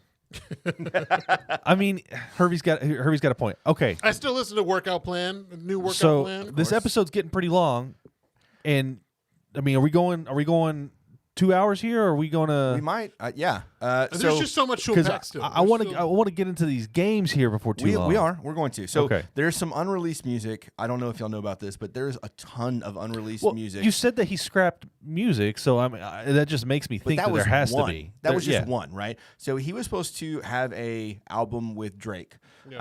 Called Wolves. They had the album art. He actually showed up at one of Drake's concerts. Like, it was this whole thing. Like, they even had billboards in, I think, Canada where it was like, this shit's going to happen. That one was completely scrapped. That was like back in 2015, 2016, something like that. Yeezus 2, it's not Yandi. Yeezus 2 is supposed to be different, and that one got scrapped. Cruel Winter was going to be another one. Champions was released as Cruel Winter's lead single in 2016, but we have heard nothing since. TurboGrafx 16 was supposed to be like this video game-esque, like they were supposed to pull. What are you're smiling about it? Do you know which one I'm talking about? The TurboGrafx 16. Yeah. They were supposed to have like they were caught in the studio with like this whole list of like a list of video games where they were probably sampling music from, but none of it saw the light of day. But that's where you got the one where they used the Street Fighter on Life of Pablo. Oh, yeah. Perfect. Yeah, you're right. Easy. Just jumped over Jumpman. Yeah. Love Everyone was another one that didn't happen. Yandi, we talked about that. So Help Me God. Yeah, I was waiting for that one. The College Dropout, the original version, because apparently there was multiple versions. Well, because he had Get Well Soon that came out before the College Dropout. Yeah. And then Good Ass Job, which was actually... That was supposed to be after graduation. Yeah, that one, he code-named My Beautiful Dark Twisted Fantasy as Good Ass Jobs, or Good Ass Job, and then he was supposed to do another one called Good Ass Job, and then ended up not doing that. It was a series, because it was playing off the names of the other previous albums. Right. And then Watch the Throne 2, which we'll probably never see. We will never see that album. Yeah, but those are all albums that were supposed to happen, but didn't. Again, more from the group chat. I think people can be creative and good at something, but the person's actions make me question listening. I feel torn if I should count towards streams. LOL. I got to reread that in my head. because So I've been drinking. If you count towards streams, like No, I mean I know Okay. that, but the one before that, you could still listen to them, bro. Just wear headphones. Yeah, it's true. I feel the same way. I do feel the same way. There was a time whenever I kind of did not listen to Kanye for a bit. And I mean, it was just kind of because I didn't want to. I wasn't interested in anything new, and I was listening to, honestly, I was listening to more podcasts and like a lot more alternative rock music at the time. But I think when it comes to people's actions, it's not a bad thing that if it'll make you question listening to the artist, because even now too, I mean, you got to go back and look at the history of some artists. It's okay, finicky. Now I've got a conspiracy theory for you, Tim. Okay. People are saying that David Bowie knew that Kanye was coming. And so there's a few reasons, there's a few facts to back that up. First off, in his 1972 album, The Rise and Fall of Ziggy Stardust and the Spiders from Mars, his album cover, can you tell me what is on the sign behind David Bowie? K West. There's a sign behind him that says K West. It could be. Let me see this. This is back in 1972. Again, Kanye wasn't born until 1977, right? So this album came out well before Kanye was even born. And then on that album, he talks about the world is ending, and there's going to be this star that comes and saves the world. And if they don't, then the world is going to end in 5 years. If the star doesn't come, the world is going to end in 5 years. 4 years and I don't know 20-something days, or I don't know, some just under 5 years, Kanye West is born. Right. Okay. So this happens, and then later on, like right before David Bowie died, I think it was his like last song or last album, he talked about a black star. And it was like this whole thing before he passed, and he's like kind of like passing the torch. He's talking about this black star. And so a lot of people are just taking that quite literally as Kanye being that black star that is taking over and who has saved us and is going to continue with the music trend, I guess, or something like that. Have you heard any of that? No, I haven't heard any of that. Okay. I mean, I feel like it's probably worth going more down the rabbit hole, but that's kind of the gist of it. I don't know. I don't know about that one. Really? Mr. Everything Conspiracy Like, Theory? I love conspiracy theories, but like... The album cover says K West. I get that, but I don't want to believe that Kanye West is the fucking savior of the world. I don't want to believe it either. This is crazy. This is very crazy. David Bowie died 7 years ago today. Nuh-uh. Yeah. Today? 7 All right, years ago that's today. it. I believe it. Kanye West is the savior of the world. He's the Messiah. Holy shit! I didn't realize. Shit. Okay. Okay. So, is Kanye? So, knowing everything we know, we can go into like I don't want to. We've already covered a lot of things. There's a whole list of here and an additional timeline of anti-Semitic things that he's done, said, either on Twitter, on video, in person. He's I don't want to go anti-Semitic. down it. Just based off the statements that he said, Right. it doesn't matter what like the timeline says. He's made statements that are considered anti-Semitic, and if you make anti-Semitic statements, that means that you are anti-Semitic. Okay. So right. I mean, after everything we've learned today, which has been a shit ton, what happened to Kanye in your opinion? he got a fucking head injury. He was already crazy. The head injury made it worse and made it more profound. His mom dies. He suffered a pretty big tragedy there, which then made those things that were going on in his brain even worse. And he just progressively his mental illness has progressed to a point that where we're at now. Okay. I mean, that's So the most mental illness. Yeah, but I essentially. think it all roots from him having an issue, or in one of the videos you have up there. Well, no, that's mine. Don't say it. Okay. Javier, what happened to Kanye? Man, I think he's had that push and drive after the accident to want to accomplish more. I think he's always had that. He's always had that hustle. And I mean, over time, of course, you had trauma with losing your mother. I mean, I don't know what that, I hope for a long time, never want to experience that, but you don't know what kind of trauma you go through when you're losing a parent who raised you, right, and took care of you, and kind of built your influence with music and like getting your first 808 machine. It just does something to you. So you're saying it was propelled by I think trauma. his mother was kind of like the anchor. I think it was the anchor because I think if she was still around, maybe he wouldn't have gotten with Kim. Nah, he would have. Maybe he would have made better decisions. Yeah. I mean, I'm not here to judge. Actually, that's exactly what we're doing on this episode. We're That's fucking judging. 100% All what right. we're doing on this episode. But dude, I mean, he's just he needs help. Yeah, He needs help. yeah. He needs to get back on it. Like everybody said, he needs to get back on his meds. All right. He just needs help, man. You know, but meds also give you side effects also. Like, I'm not to say like Roseanne when she like took quote what's that sleeping shit? Ambien. Ambien and and said was some being crazy anti-Semitic shit. Yeah. No, that bitch is just anti-Semitic. Right. Maybe it was just lying dormant. Maybe it was. All right, Chad. I think that Kanye is on the spectrum for sure. I think that he is. He's shown, and I think back to that first video we saw with Bush, or when he's talking shit about Bush. If you recall, he's all shooken up. Like he doesn't know what to do. He's on air for the first time, like talking about something serious. It seems like other than his music, and he doesn't know what to do, and he's kind of rambling on about stuff. He doesn't know how to speak to people.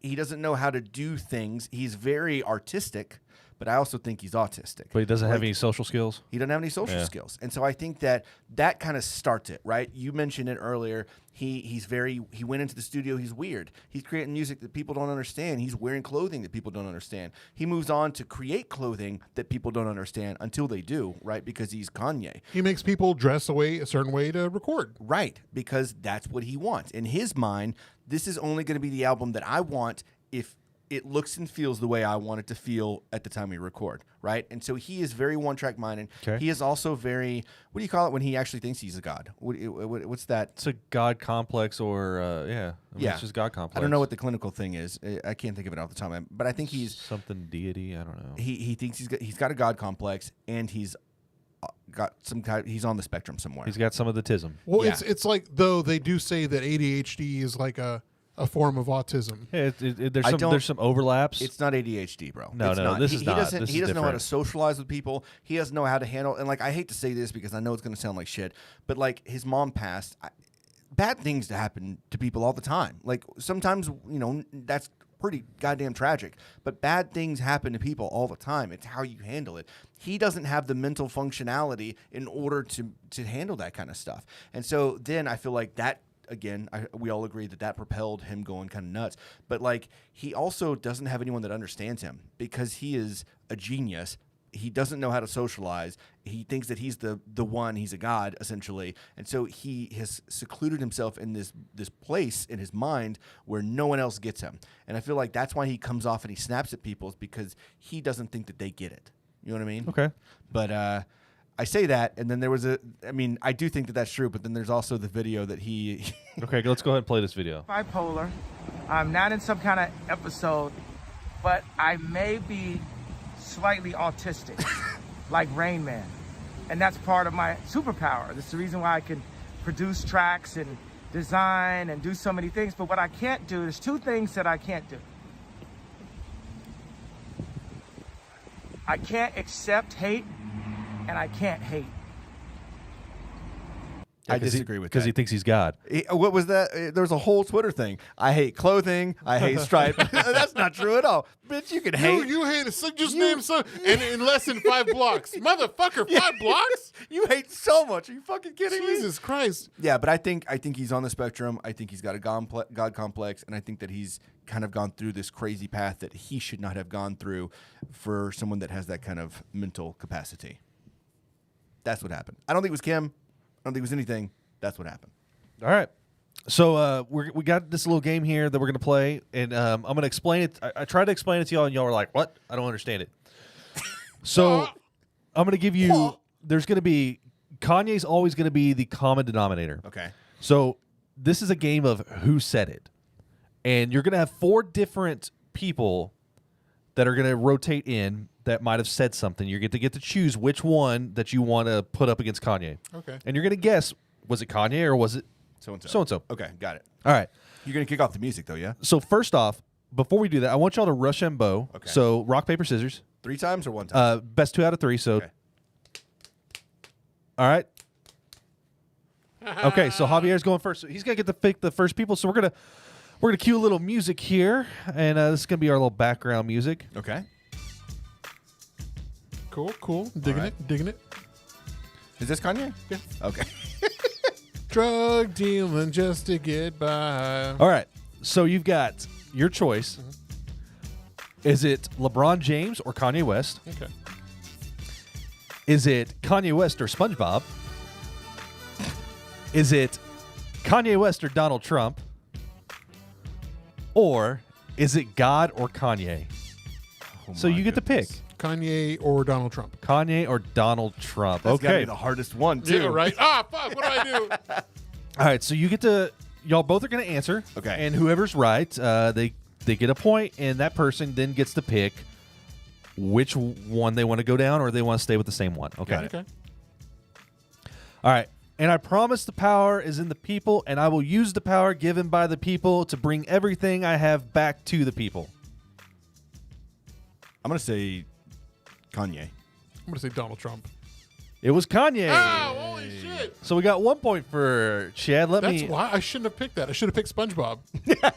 This one's going to be hard. It is. This is All right. like the hardest. All right, so do you want to stay with Donald Trump or do you want to move to a different? Let's do one more with Donald Trump because I feel like this one's pretty interesting.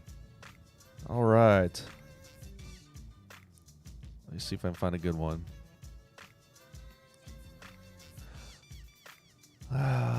Okay, I'm gonna do. Let's do this one. Education puts Americans into debt before they even get a chance to get started.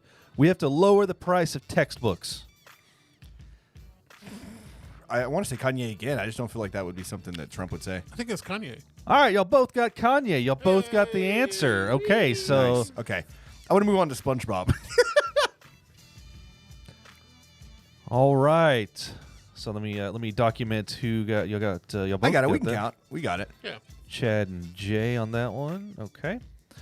All right. So SpongeBob versus Kanye. Who said it? Let's see here. Man, whatever happened to my antique fish tank? Oh no, this is harder actually. Kanye or SpongeBob character? I want to say SpongeBob character. Does he have a fish tank though? I'm gonna say Kanye. You gonna say Kanye? The answer was Kanye. What the fuck? I mean, he's underwater. Why would he Yeah, have but a still, fish he's tank? got Gary. Gary's a fucking. He's a snail. I mean, All right, let's stick with Fuck. SpongeBob. You want to stick with SpongeBob? oh my god, Oh well, I guess I'm not wearing any pants today. This is SpongeBob. that's SpongeBob. It's got to be right. That is correct. It is SpongeBob. Oh no, it's Kanye West. Oh, It sure is. Guess I'm not wearing pants today. Oh shit. That's awesome. Okay. Let's go with a different one. What was the first one you said? Oh, you got LeBron James or Kanye, Donald Trump or Kanye, or God or Kanye? LeBron James. All right, LeBron James. Let me get down here. All right. You know, if Michael Jordan can scream at the refs, me, as myself, can go and say, this is wrong. LeBron. I'm gonna say Kanye. It is Kanye. Damn. I only got 1 fucking point. Damn, I got 5, dude. God damn. 5? I've got 5 points. You've got 2 points. Y'all both answered correctly on 2 of them. Yeah. Okay. So are we staying with LeBron or are we going on to something else? One more LeBron, and we'll move on. All right. If only one guy, or I'm only one guy, if I could clone myself, we'd be all right, but I can't. That sounds like LeBron. Kanye. It's LeBron. Hey, damn, I am 6 for 6 on Oh this my shit. god. What the hell's wrong with me? Okay, which one do you want to move on to? The last one. You want to go to God or Kanye? God, yeah. God, yay. This is awful. This is awful. I live and breathe every element in life. Kanye. Kanye. That is correct. It is Kanye West. I had to throw that, man. I was like, man, it sounds like God. It sounds like something God would say. Fuck, man. I am the way, the truth, and the life. Oh, it's God. I'm gonna stick with Kanye. The answer is God. Javier got one damn, finally. Damn.